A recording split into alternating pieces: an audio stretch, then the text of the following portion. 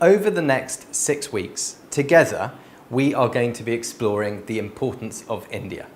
We'll start this week by asking and trying to answer, why India, why now?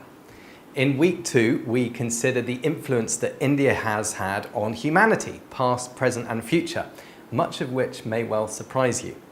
In week 3, we appreciate the incredible diversity of India and the constellation of cultures found within India's dynamic yet ancient civilization. All that scale and diversity means that India is complicated. We acknowledge this complexity in week 4 by following a year in India. Week 5 is our chance to recognize the creativity that's at the heart of Indian society, from culture and the arts to science and startups. We'll look at Indian innovation and some of the Indian solutions to global challenges. In our final week, we shall be sharing examples of the opportunities that India and Indians have before them in the 21st century, including how India is leapfrogging to cutting-edge solutions to solve many of the problems it faces. We'll also be sharing ways that young Americans can engage more with India, including study abroad, internships at American and Indian companies, and ways that you can collaborate with Indian startups or maybe even build your own. Who is this course for? Because this course has been created for the US Department of State's Passport to India initiative, our primary objective is to help young Americans learn more about India and its relevance to their lives and careers.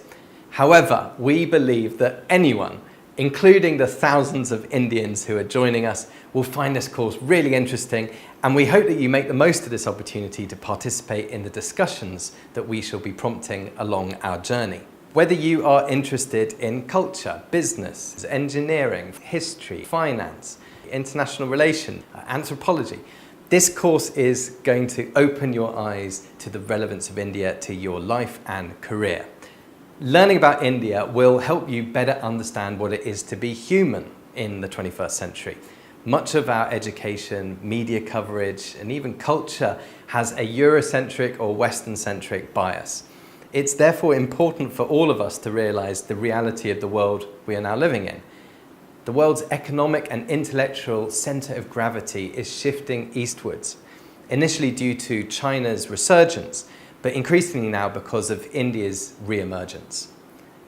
In many ways, the world order of the 21st century is going to look a lot more similar to the way it was in the 15th.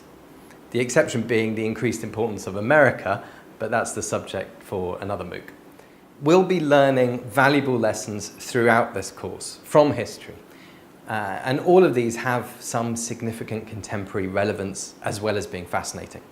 We hope you enjoy the ride, and we hope you also make the most of the opportunities to interact with us and each other online in the discussion forums.